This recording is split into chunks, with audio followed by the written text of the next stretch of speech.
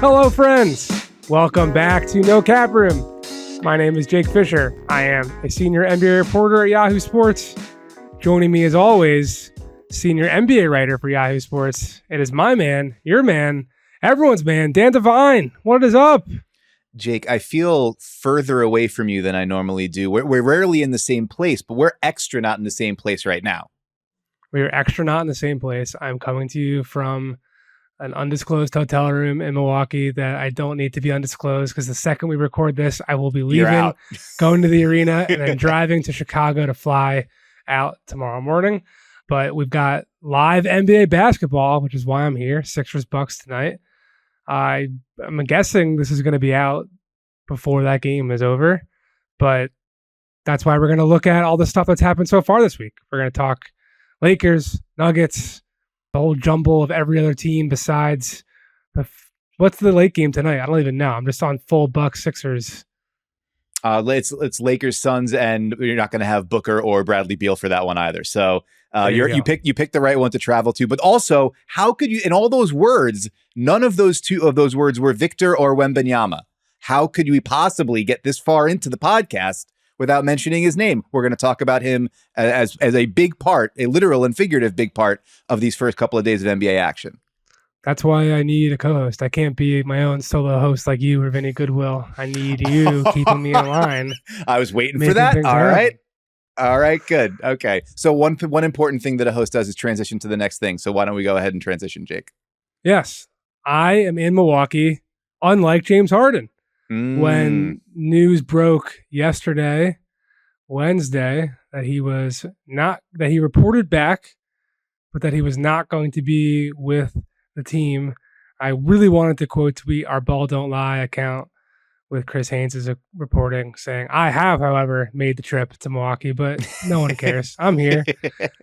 I think what people do care about is like actually what's happening, because we can read tit for tat back and forth, and there's been all this talk about like how much of a distraction will he be and blah blah blah. I think maybe I'm wrong. I'll stop. Dan, do you care? Do you have any? Are you moved at all by the latest non-basketball developments of this segment? Because to me, of this not segment's what we're talking about here, of this actual program, this whole melodrama that's been taking place between Houston, Texas, and now Aspen, Colorado, and Camden, New Jersey, and other locations on the NBA map.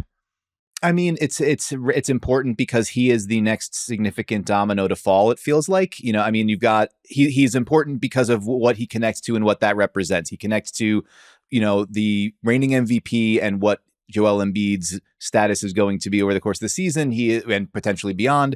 He's important because the Philadelphia 76ers, in theory, are a championship contender. And either he's going to be part of that, or if he goes, what he brings back is going to augment that. Or if this becomes a total fiasco at an even greater degree, they just remove themselves from that equation. And it's important because he's connected to the Clippers, who had a big opening night win, but also there's many people that continue to look at them as, one big move away, and maybe he's that move. So flight patterns and who shows up on what tarmac and who is told by whom not to continue moving forward with their luggage or whatever. I mean, that interests me insofar as it's funny, but beyond that, I don't know. Yeah. Like the incremental movements of this feel a little bit like, all right, let's just get to the finish line. But that said, I've not talked to anybody about it or made any calls about it. So you would be more informed than me. As the People's Insider, you'd be more informed than me about what's actually happening with the latest developments here. I appreciate that. I appreciate your confidence in my ability to find out things. The one thing I'll say on this now, before we do touch on the little Clippers bit that you mentioned, because I want to say something, because I'll have more to write tonight. But it's been very clear to me from the time I spent around Philly when they came to Brooklyn for a preseason game last Monday. I believe it was the 16th. I looked at the calendar earlier today. And at shoot around this morning, this is not a team, and this is not a head coach and Nick Nurse that seems to really care whether James Harden's there or not. And I don't say that to say this is a big middle finger, James Harden, we don't want you here. I think this whole roster and this coaching staff and this front office has been very prepared for this to be an undetermined thing until he actually is suited up and playing. So the Sixers have made it clear to James Harden and his people that they want him to be in congruence with their ramp up schedule, whatever the X's that they need to check and boxes that they need to cross and I's and T's dotted and whatever. Before all of that was wrong, court. But it was in the right ballpark. Exactly. That was my point. Like, who knows? I mean, I even asked someone today, like, what exactly do you need him to do in order to get back? And they're like, well, he's 34 with a history of hamstring injuries. He hasn't been with the team for 10 days. Like it's kind of irresponsible from a medical training standpoint to just like snap your fingers and say, yeah, you can come back and play NBA regular season basketball after not playing in the preseason at all, which I do get. I also do get from like an NBA power dynamic standpoint. You can't just allow a player who requested a trade to like just show up on a whim and say I'm playing and then like it's all hunky dory too. So all that stuff aside, I think like the Clippers side of it, like we know what Philly wants. They want James Harden to play. They need him to play because they either need him to help Joel Embiid compete for a championship or they need him to play to boost his trade value that would influence another team outside of the Los Angeles Clippers to make an effort for him. Because right now, Malcolm Brogdon didn't look so hot in Portland in his opener against the Clippers last night. They got a front row seat to watch him not look fantastic, let's say. And Bones Highland was awesome. Bones Highland, who I was surprised when I learned before last year's February trade deadline or last season, I should say, that Denver was just going to move Bones for the sake of, clearing out, shuffling deck. We can't have all these people here. We need to try to get a center who can back up Nikola Jokic. Like they just kind of gave Bones Highland away for a couple of second-round picks that they then used to go get Thomas Bryant, who didn't play for them at all, really, in the postseason. So now he's with the Clippers. He's potentially their backup point guard until they go do something else. And, like, for him to come out, he's put on a little bit of muscle. I don't know what # muscle watch. I don't know. Shout out to Lang Whitaker, the godfather of muscle watch. I don't know if we're 10, 15, however many pounds, but he also played next to Russ during certain stretches last night. So, like, for now, this is it. Bones Highland is your backup Clippers point guard. James Harden is making his way. Anything else to say on this subject matter, Dan Devine? I think you're right to note that from the Sixers perspective, it's there's an institutional memory part of like, we did this before. With the guys here, great, we move. If he's not, great, we move. And Nurse has also had to live that life and do it with, the Kawhi Leonard load managing and everything else. Like, we have to kind of have two different teams and two different plans of attack. And if the plan B is throw Tyrese Maxey the keys, as referenced in a very good profile that Jake Fischer recently wrote for Yahoo Sports, and, lean even harder on the MVP, well, there are worse plan Bs. Which, not for nothing, that's plugging again. One of the reasons that the Sixers were one of my 5 most interesting teams heading into the season was like, objectively, you could look at that and say, for like 3/4 of the league, we're building around Joel Embiid and Tyrese Maxey with a couple of proven vets around him and some intriguing young guys that we think have runway. Like 2/3 of the league would say, yes, I would like that. It's just that the context that the Sixers exist in is so, toxic and so much scar tissue and so many other dynamics to deal with that it feels like they're doomed, even as they might be doomed to like 48 wins in a second round out. But I think for a lot of franchises, it's like, well, let us deal with that kind of strife and stress. But in Philly, it all sort of feels more magnified.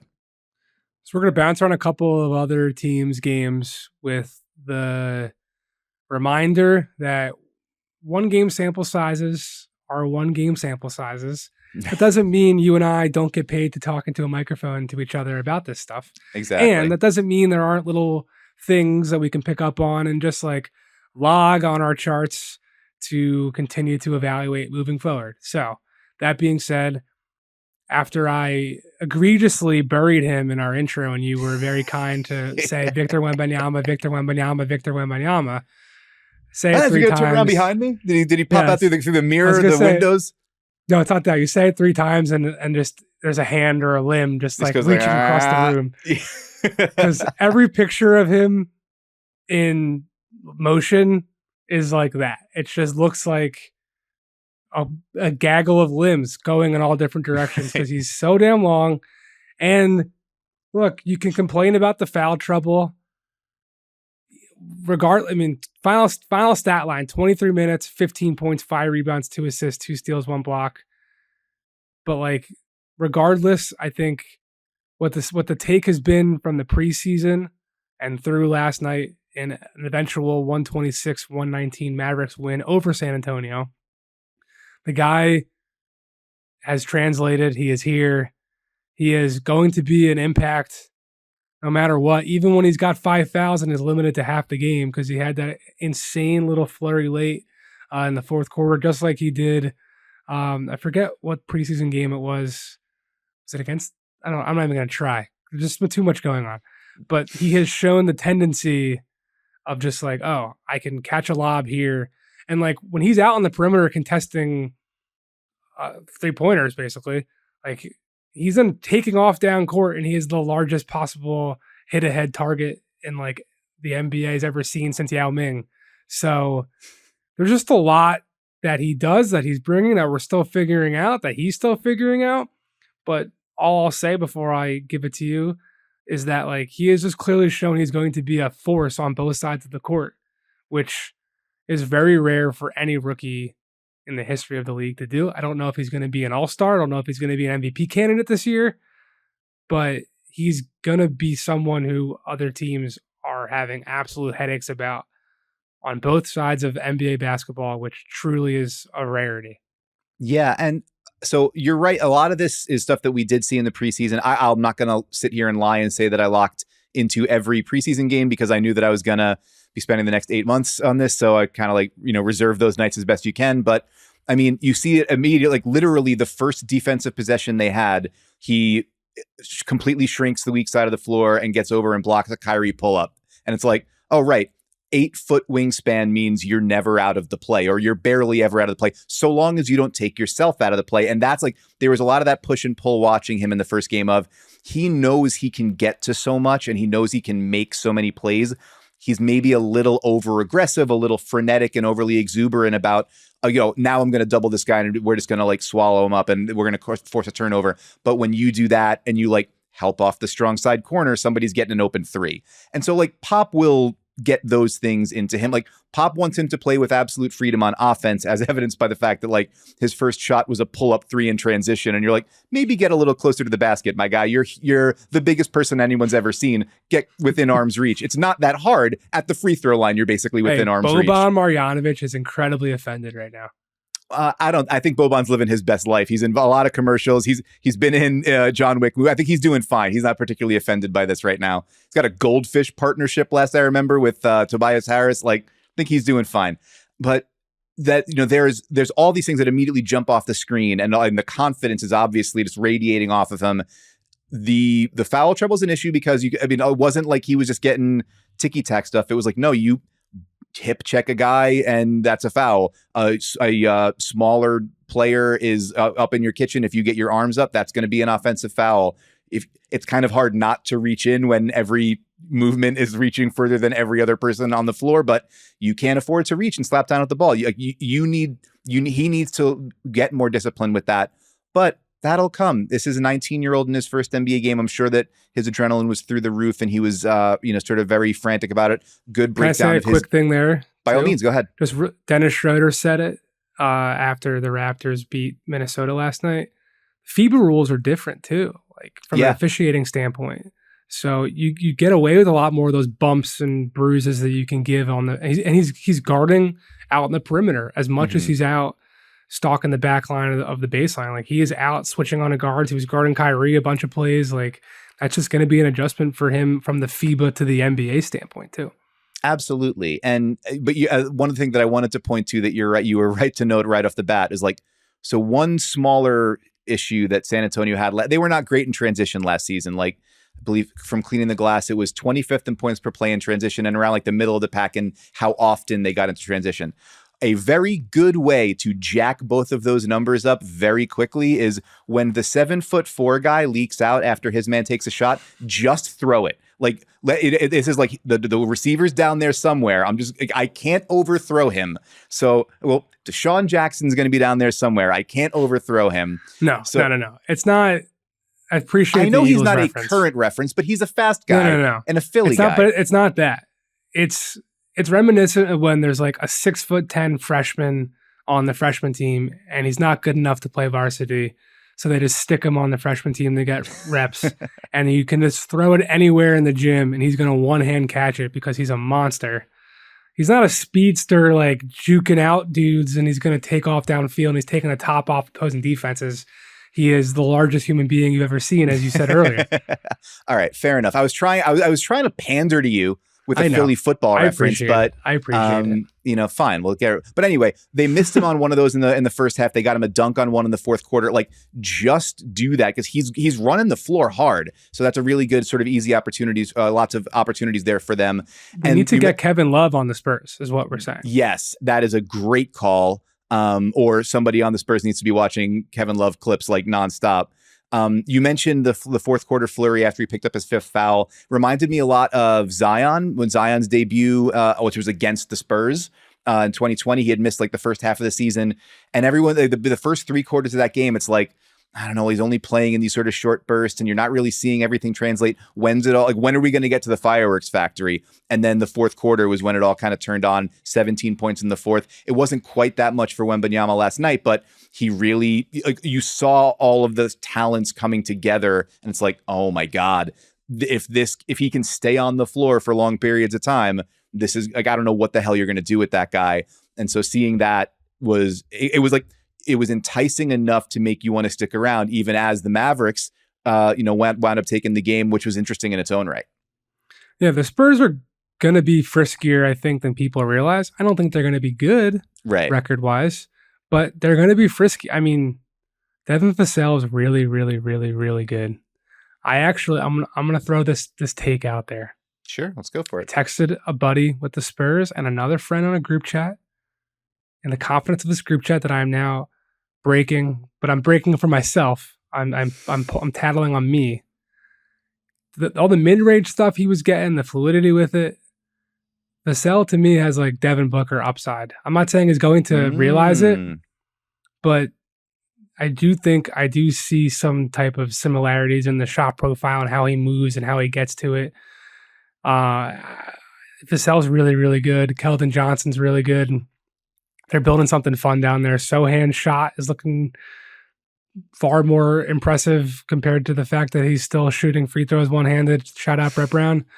But I think the other guy that really jumped off the screen that everyone was really excited about was the other big, tall rookie, Derek Lively. There was a bunch of centers really impressing me across the league last night that we will continue to get to. But yeah, Derek Lively, 16 points in 30 minutes, 10 rebounds, 1 assist, 1 steal, 1 block.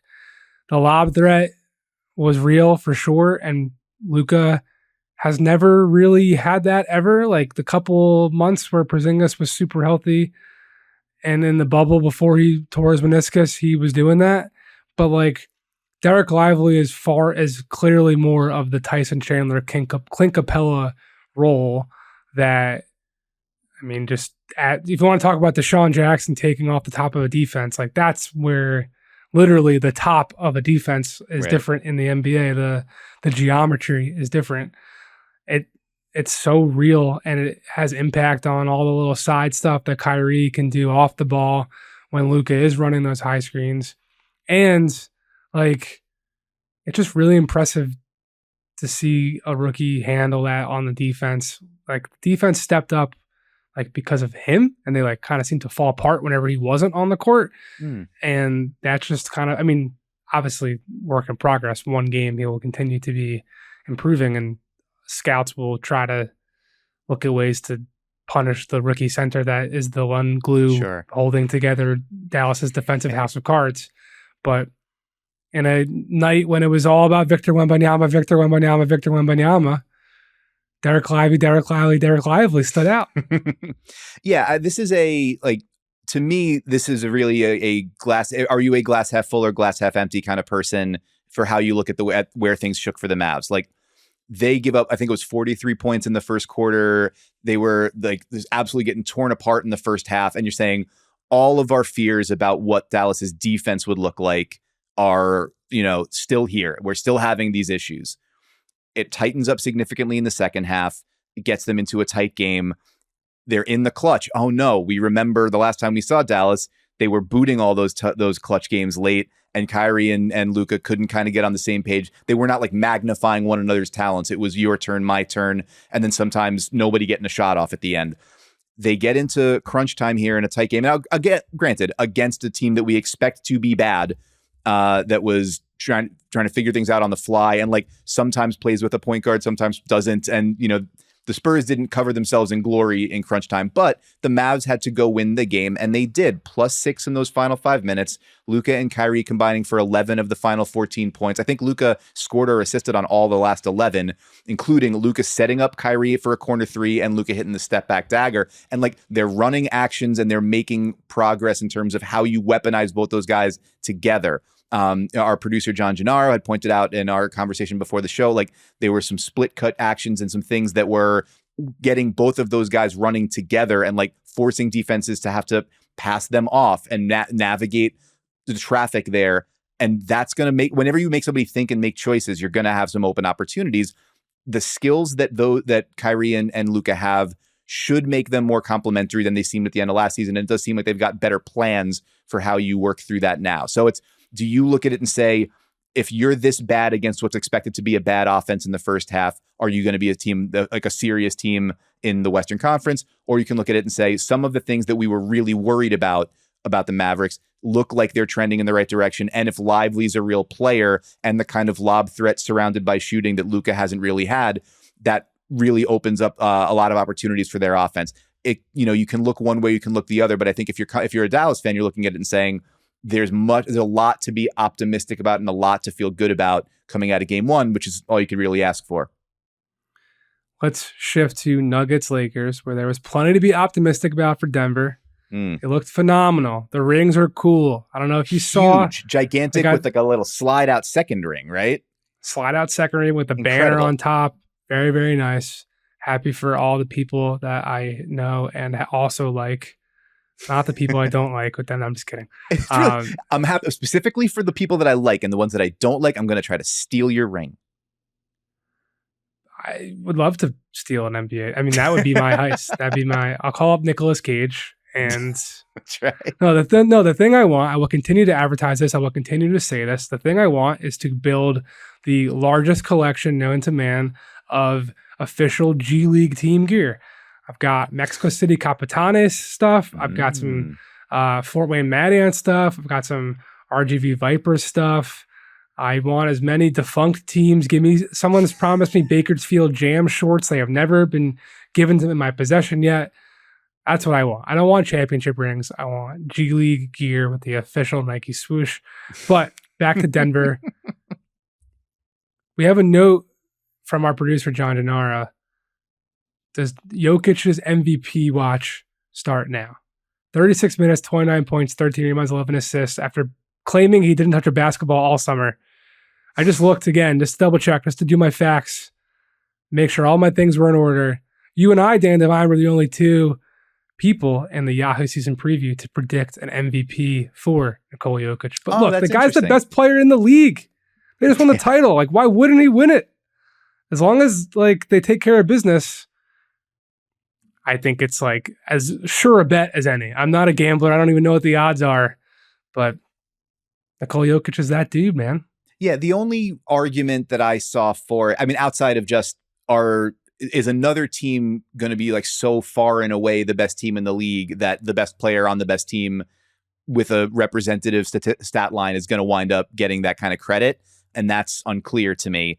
I think that's why there's been a little bit of motion toward Tatum where people are kind of getting excited about that. But yeah, like the only reason, or I shouldn't say the only reason, Joel Embiid having a phenomenal season was a very good reason last year. But the main reason that Nikola Jokic didn't wind up with another MVP was that there was that sort of specter hanging over his head of, well, can you give a guy a third straight MVP when he has, hasn't made it all the way to the finals, when he hasn't won a championship, when he's flamed out before the conference final, whatever.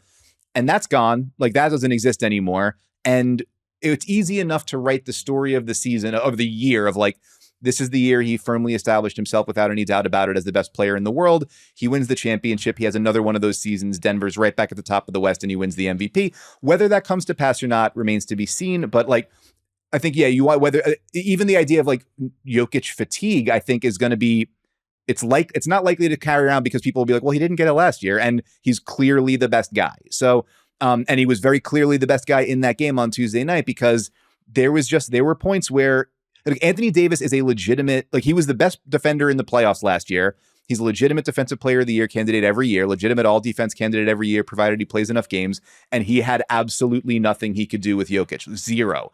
Jokic has essentially figured out how to attack him, and AD does not give him problems defensively. AD has to go outscore him. That's the only way that this is going to work.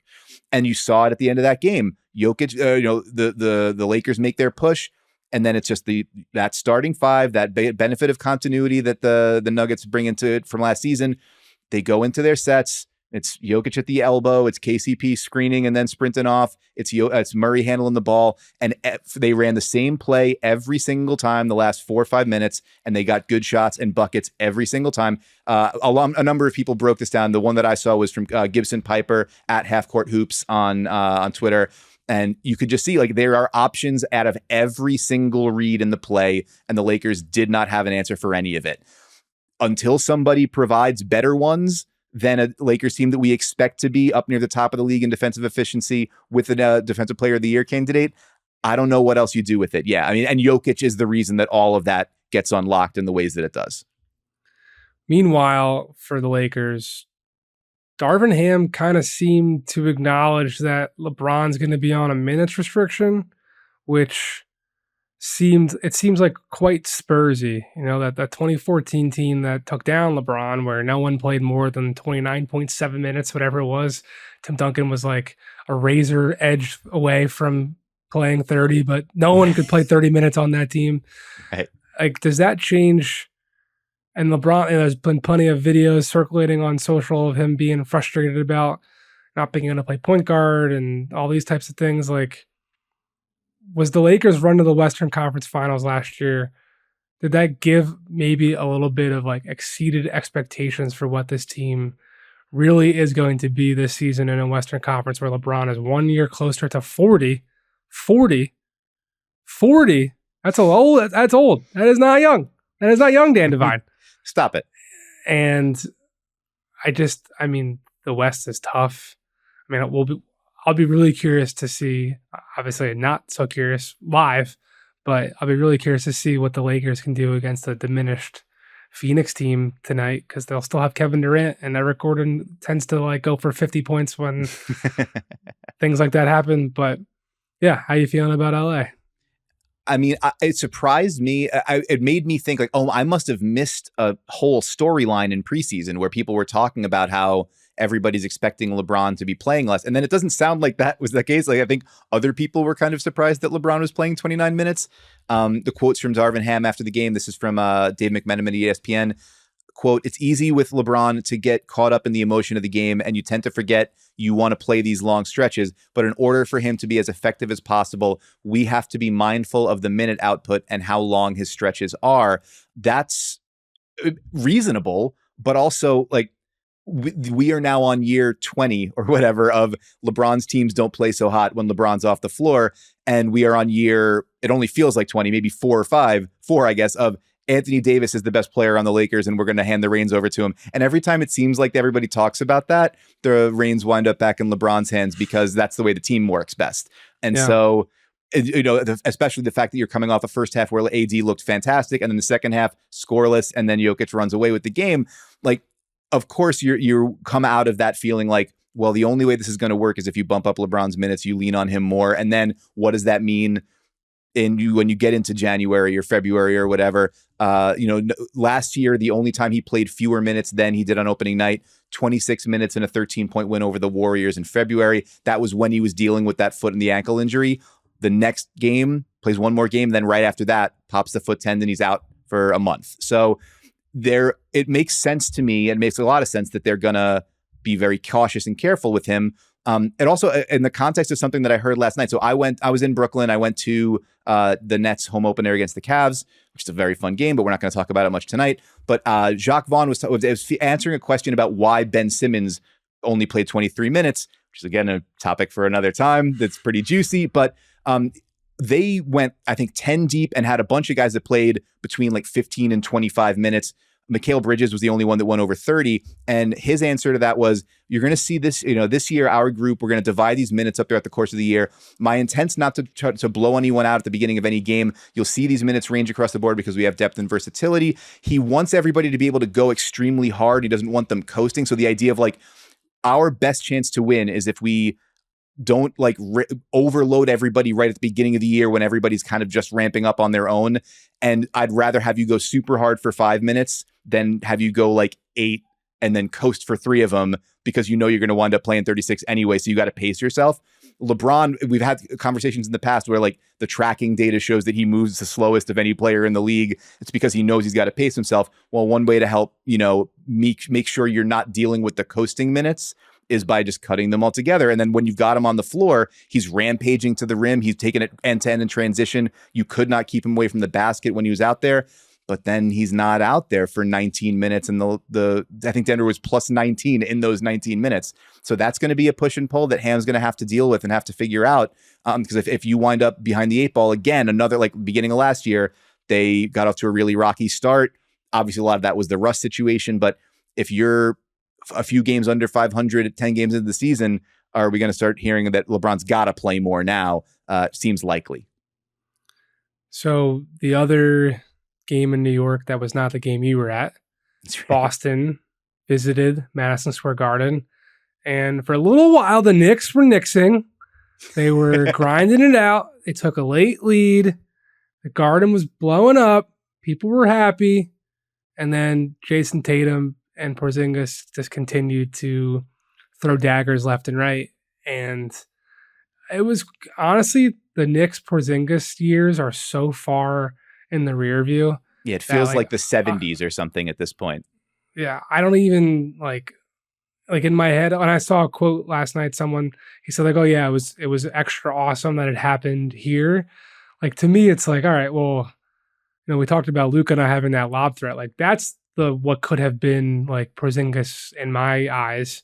But now he's got, Tatum and Luka are very different players, but in how they can pound the ball and everything can run through them, they can really make every pass on the floor because the threat of their scoring is just as dangerous. Like Tatum really is pretty darn close to that at this stage of his career, I would say.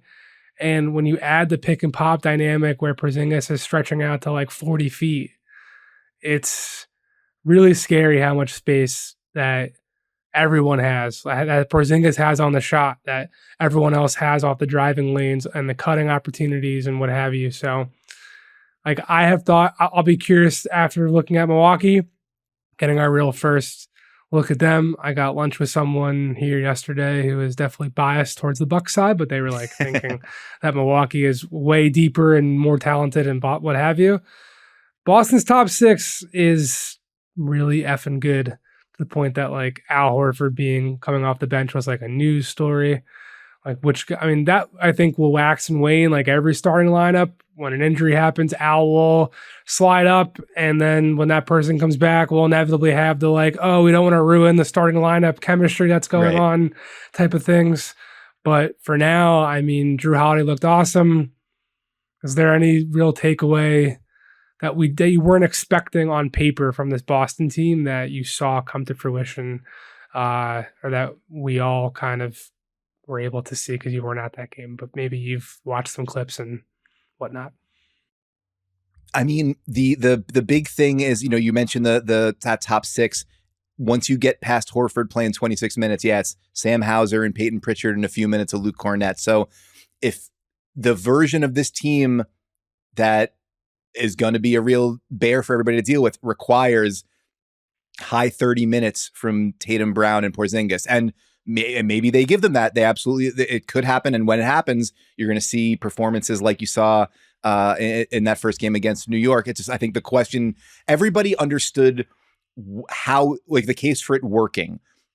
Now you can play either Porzingis or Horford, go 5 out all the time, stretch opposing defenses out. You still have the rim protection. You still have elite point of attack defenders, whether you're starting both Drew Holiday and Derek White, or you're going bigger, and you still have the great defenders on the wings. It worked out. I mean, and all of those things really came to pass. Porzingis, 30 points is the most ever by a Celtic in their Celtics debut, topping Dominique Wilkins, 25 points in 1994, also against the Knicks, because all bad things happen to the Knicks. And Porzingis, that new starting lineup, Porzingis at the 5, Tatum and Brown with White and Drew Holiday, +9 in 19 minutes. The Knicks only scored 85 points per 100 possessions against that lineup. They're going to be a meat grinder defensively. Absolutely. And they, Joe Mazzulla still played around a bit with the rotation with the front court. So like about half the game, they were in that one big 5-out look, but they also played a bunch of minutes with both Porzingis and Al Horford together, with Luke Cornett, with either of those bigs. So they still kept size out there. Some of that might be just because the Knicks are a more traditionally big team where they play a true 7-footer in Mitchell Robinson and Isaiah Hartenstein with a power forward behind that with Julius Randle. So like against other teams, they might go more 5-out more often, but they've got the flexibility to do it. The existing core that's there is lights out and has a ton of experience playing together. The guys that they've brought in are vets and professionals, and you figure they're going to get in where they fit in. Drew Holiday, you bring in a guy like that and say, all right, you're going to guard everybody. You're going to start on Julius Randle. You're going to deal with Randle and Brunson and Hart and Barrett and Quickly and whatever, and like crack back on the bigs and do whatever. I think the tracking data from NBA.com had him, the guys shot 4 for 23 against him. And it's like, well, I mean, what the hell are you supposed to do with that when also you've got plus defenders at every other position? There's an opportunity for the Celtics team to be fantastic and lights out. It's going to require those top 6 guys to play a lot of minutes. And if that breaks down, that's where the system can break down. But didn't break down on opening night. They were able to hold off that late Knicks charge. 12 missed free throws really hurt you in a 4-point loss if you're the Knicks. But I think the Knicks come out of it saying, we're not going to shoot that bad all the time. We're not going to miss that many free throws all the time. And we were right there with the team that people are picking as a title favorite. There's reasons to be optimistic there too. Just doesn't make you feel all that good when you walk out of the Garden with a loss. One last Knicks thought. I have not seen Jalen Brunson start a game well in a long time. And I was curious to see how things would go for him from the opening jump now that he's back with an NBA ball with Tom Thibodeau, with his father on the sidelines. And it did not go well. So, I mean, he's a very confident player. You trust the work he puts in. That's just something I'm keeping an eye on, especially as like the Knicks were hoping that he would be this bridge from year to year that they've never had at that point guard position since John Starks. Yeah. So if you're a New Yorker out there, you need that continuity to be something that is real and not just like Julius Randle going on the seesaw of good years and bad years type of thing. So that is really all I had to say there. We're going to talk one last team. It is not my Bulls of yesteryear, because when you have a players only meeting after one game, after Nikola Vucevic told me on the record in Manila, and people continued to say it throughout their media day, knowing this is like the final year for this group to make it happen. It's just when Zach LaVine is coming out and saying we didn't play with enough heart, and the biggest question mark about Zach LaVine has been heart on the defensive side of the ball his entire career. Not good things. But the Orlando Magic, my Orlando Magic. We've been calling it. We're calling it now. My Magic. 30-point win over the Houston Rockets. Now, the beginning of the year, Dan, I like to primarily watch young teams that are expected to take a leap and teams that are new. Orlando, young team expected to take a leap. The Rockets are kind of both. And the Rockets looked terrible. The Magic, maybe it's because of how good they are. I don't think that's entirely what it would. Maybe so. A couple of things I just wanted to point out. aside from the fact that Franz Wagner is a god gifted to Magic Kingdom, and all right, he could potentially be the greatest European player of all time. No, I'm not saying that. Franz is just really good, and when he gets in rhythm, and when the ball's swinging his way, you can just kind of feel he's gonna head fake a dude out of his shoes and sidestep into a three, like because you can kind of tell it's coming on screen because he's in rhythm. Like there are a few players who I have seen who look so good at that size from the perimeter and can also do everything else with the basketball in their hands. Franz Wagner, put some respect on his name.